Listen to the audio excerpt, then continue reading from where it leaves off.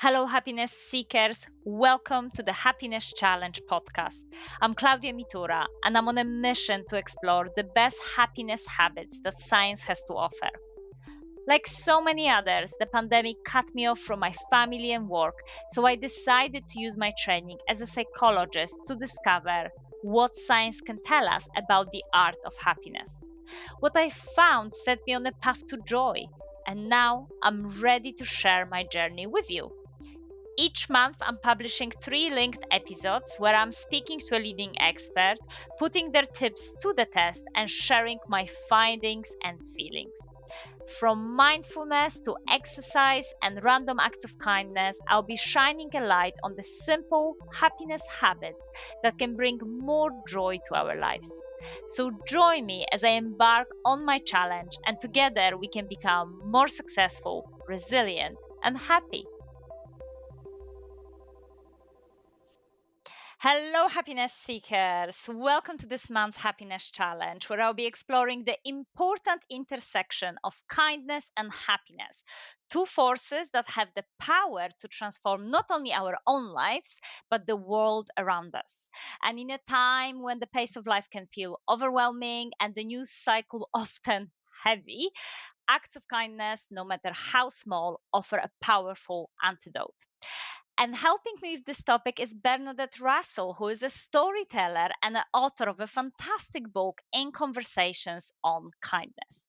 Together, we'll be diving into why kindness matters, how it affects our well-being, and what can we all do to cultivate more of it in our daily lives to not only boost our own personal happiness, but to create a more compassionate world. Welcome, Bernadette.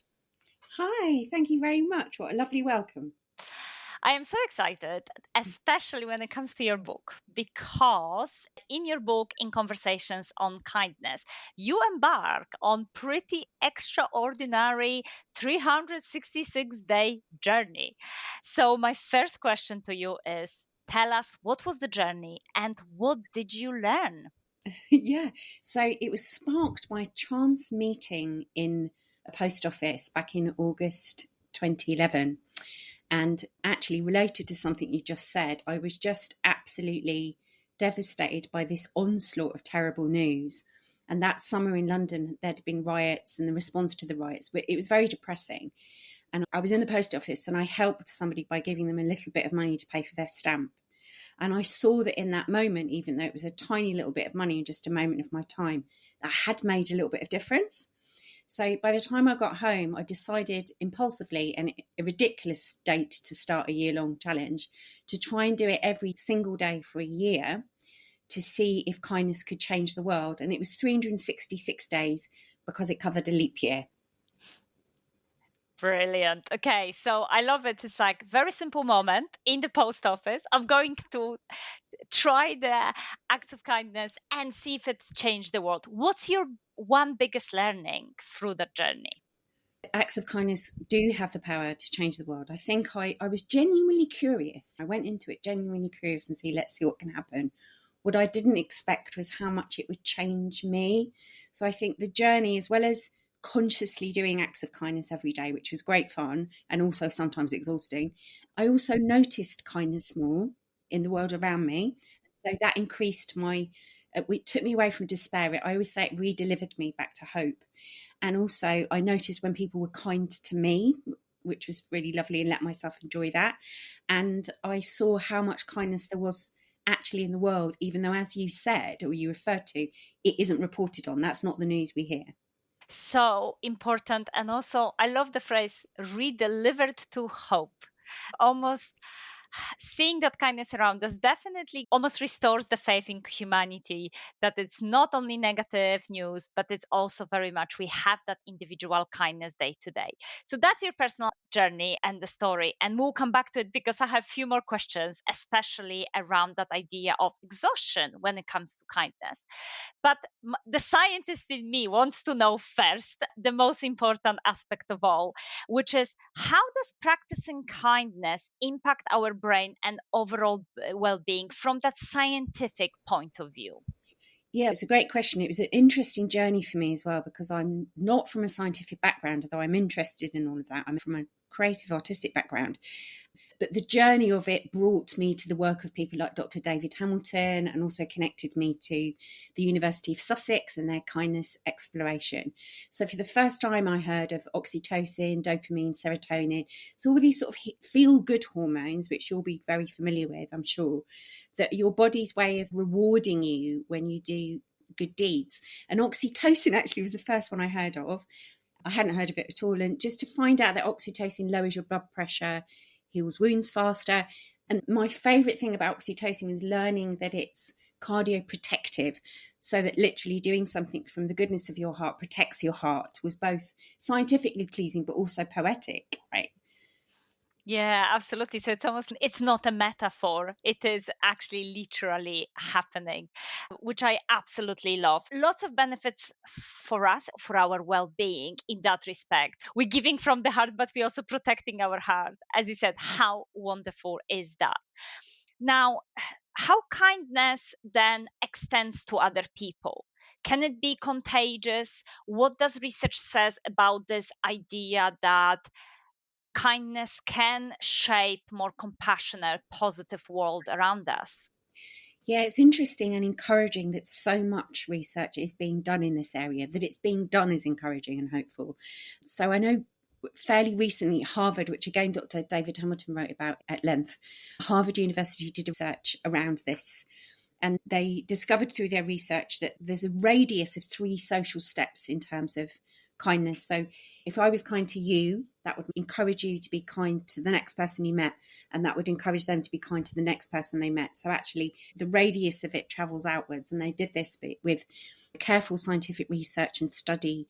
So there's a kind of social contagion, and that can equally apply to when people witness acts of kindness, that doing it encourages them. Also can give you confidence, I think, if you see things. This is what a lot of researchers have discovered.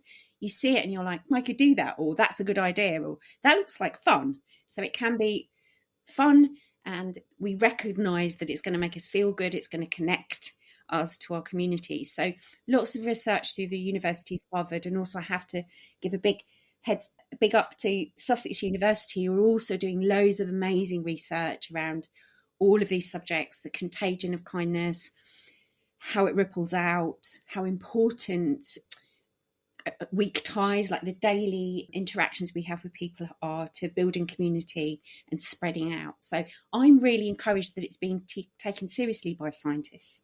Mm-hmm. Yeah, and I think that's really important aspect, because when we think about kindness, we may be thinking, oh, something fake. Of course, we all been brought up to be kind, and actually, it's such a well-researched, as you said, era of the science of happiness, and so important to us, but also to other people.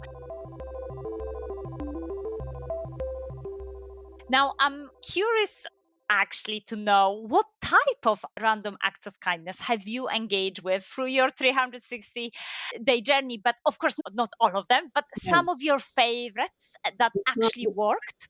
we'd be here for a long time, because I carried on doing it. So I'm now in my 11th year. When I started, because I started so impulsively, I didn't have a plan. I didn't have a spreadsheet like some organised people would do. So, but basically, how it planned out was I looked out for opportunities to help. So, for example, helping someone with a heavy suitcase, helping someone with a buggy down some stairs, helping someone reach a high shelf, helping people carry their shopping. But I also carried around a lot of things. So I'm a crafter. I made homemade cards and presents that I gave to people. I left sort of mysterious packages on park benches saying "Open me" with sweets inside them. But there were a couple of big ones. There's one big one that was really joyful, and that was on Valentine's Day of 2012. I was like, Valentine's Day is this homemade festival of love, homegrown festival of love, but it's a bit naff because it's just centered on a couple at a restaurant.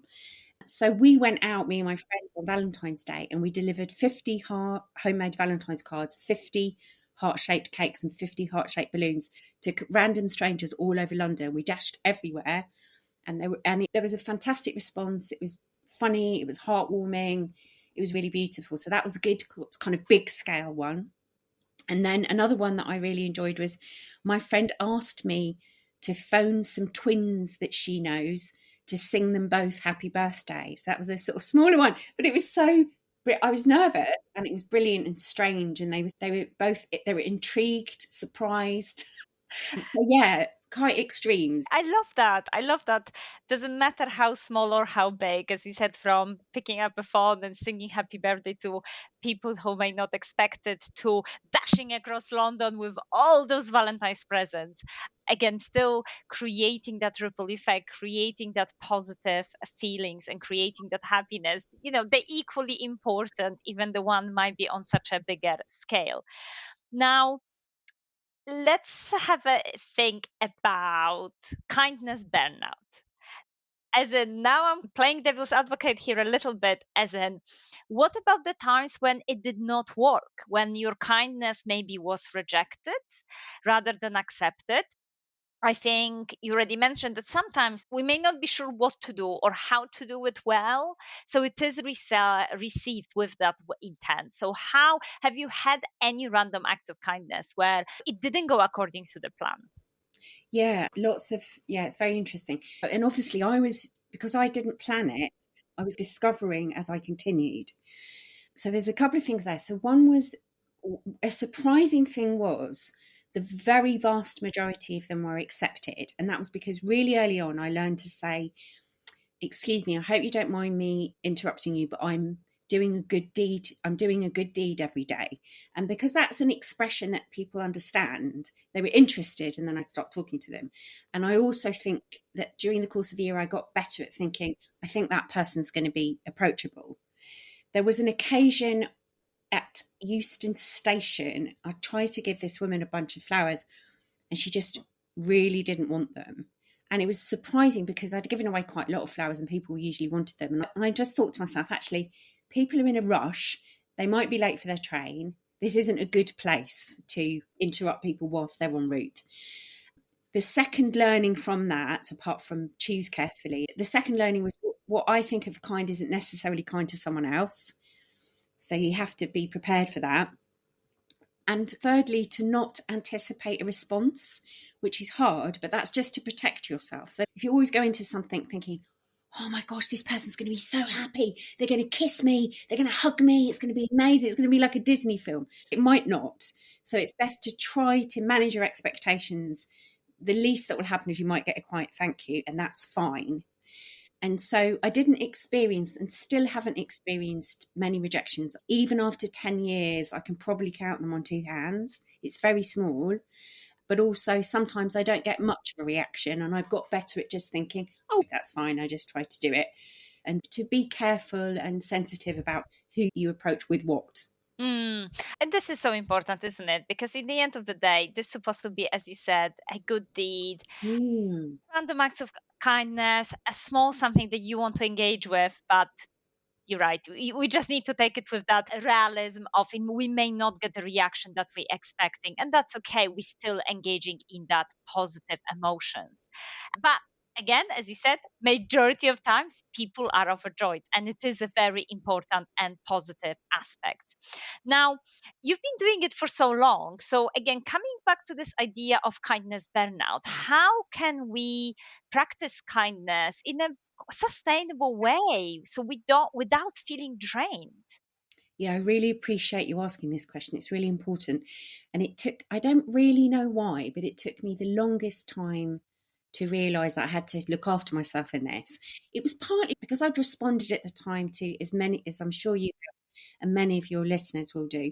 We get so much bad news. I was thinking, well, I have to carry on pushing the kindness outwards. Haven't got time to have a bubble bath because there's so much trouble in the world. I was a bit caught into that. And then about 2/3 of the way through the first year, I was just exhausted. I was running up and down stairs, carrying things, and it was all really good fun, but it was really tiring. And that was just the beginning of my learning to take care of myself and take self-kindness seriously. I don't know why it took me so long, but the good news is that I did a really lovely course with an organisation called the Museum of Happiness, whose work a lot around is centered around the same sort of work you do with the science of happiness. And So I learned some just really useful tools, which were mainly about getting to know myself and what self-kindness looked like for me. So I would say, absolutely, do not exclude yourself from that list of acts of kindness. And if there's a day when you're tired or you're just fed up or it's just one of those days where you want to stay in bed, be kind to yourself, because the world doesn't benefit from you being tired or sad, but it will benefit from you being happy. And I think this is one of the biggest mistakes that we make in life, right? That yes, we very much want to engage on this journey, but what about ourselves? And I love that she's saying specifically, yes, you can be on that random acts of kindness list yourself. You actually should be, to really make sure that you're resting, that you have the energy to give to other people. I definitely, like, for me personally, like, it's always so much easier to be kind to other people than to myself. I don't know whether you have one tip or one practical thing you do to ensure that you are kind to yourself. Yeah, I agree. I think it's quite common for people to find it easier to be kind to other people. So I will say that I think it's really individual. And so it's getting to know yourself in the same way as you get to know it's as individual as our fingerprints. Someone like my friend Jules really loves a bubble bath. Bubble baths are not for me. So I think it's worth putting aside a little bit of time and write yourself a list. Write 10 things that make you happy. If you struggle with writing 10 things, ask someone that loves you to help you write the list of 10 things and just keep that somewhere. And pay attention to how you're feeling. So if you're starting to feel frazzled or sad or anxious or stressed, have a look at your list and see if there's anything you can do, even that takes 30 seconds off that list. But the other thing that's really worth noticing is noticing when you glimmer. So it's like the opposite of trigger. So it's noticing when things really light you up. Like for me, I really love being out in nature. It's a common one, I know. Particularly, I love being around trees and birds. And I lucky that I live quite close to a park, because I know that's one of my glimmers. I'll quickly go to the park, sit under a tree, don't have my phone with me, just sit and breathe for a couple of minutes, or I go and feed the birds and watch the birds careering around. So give yourself the gift of getting to know yourself and noticing. And what works for you, that's perfect. It doesn't matter. That could be dancing in your kitchen, that could be jumping in puddles, whatever it is. But I think it's important to gift yourself the opportunity to find out what that is for you. And I think that way, if we apply it to ourselves, probably it is also easier than to give that and share that with other people. But if we're not investing that in ourselves, we don't have the time we spend with ourselves. It's much more trickier than be like full of energy and enthusiasm for other people. Just a way of thinking about it, if I think as well, if you find it challenging, is modeling self-kindness is being kind to other people, because you're showing that it's important, and in a way you're giving other people permission to take care of themselves. So I will often say on social media, oh, I stopped for a couple of hours because I was getting really frazzled and I just went for a walk in the woods. And I'll share that because I honestly believe, or I know that when people have done that, I'll be like, oh, yeah, actually, it's okay to do that. There's this presentation of ourselves, the way we create our presence on social media, like we're always doing and producing. And actually, it's a kindness to say, I'm looking after myself. You can. Oh, I absolutely love that. And I agree so much about that, especially in the workplaces. As a manager, I have this temptation all the time. You know what? I'm just not going to take that break. And I'm like, no, I'm going to take that break. And I'm going to tell my team I'm taking that break. So I'm giving a permission for them to take that break. So I love that. I absolutely love that. And since I mentioned a workplace, all those random acts of kindness, they feel incredible. You may never see those people again. What about more transactional places like workplaces? How can we be kinder at workplace more often? Well, first of all, I really love that in your leadership role, you model that. I think that's really important. So, first of all, I think if you are in a leadership role, or actually if you're part of a team, modeling and demonstrating and talking about looking after yourself is looking after yourself, and it's also modeling self-kindness for other people. Yeah, so after the first year, it was all about strangers, even though I've continued, that has extended into friends and family, and it also has extended into work situations. I'm freelance, and my work colleagues tend to change, but I often talk to people about this. It's actually a way to think about it is it makes everything easier and more pleasant and more fun. There aren't really any negatives. Obviously, it's really important to set boundaries because you mustn't be kind to people to the extent that you're carrying all the heavy workload and you're letting people go for 7-hour lunch breaks. There has to be sensible parameters in place. But actually, being kind by saying good morning, would you like a cup of tea? How's the weekend? Listening. It's also a way of being kind to yourself, because even though that relationship is professional and transactional, it makes the day go better and easier. It improves concentration, it improves communication. And we spend a lot of time at work, so we may as well be happy there. And a route to happiness and a more easeful work experience is by being kind to ourselves and each other. So important, and we create a very positive environment and people want to work with us and they want to be around us. So yeah, as you said, so important, but maybe on just a different scale. And I love the fact that you're mentioning it can be even as casual as, would you like a cup of tea? Shall we go for a walk? How's your weekend? So we're showing that we're caring, and therefore we are engaging in that kindness. Now, Bernadette, on the Happiness Challenge podcast, I type of hacks, and also I dare other people to try those hacks. So, what there would you prescribe me and my listeners to harness the power of kindness? So I'm gonna actually hook into something that you mentioned early, which is about the news, because the bad news in a way also was a trigger for me, and it's a negative trigger for many people. So I would say this is a way of being kind to yourself and being kind to everyone that you connect with.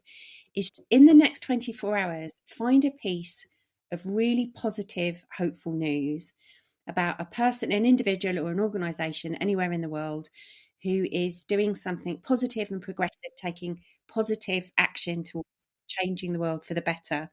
It really works very well if you find something that's particularly worrying you. Like I subscribe to lots of things like positive eco news and things like that to help with climate anxiety.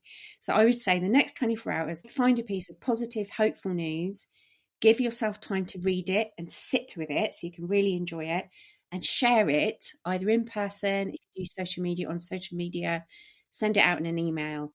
It's a simple, pleasurable thing to do, which will deliver you to hope.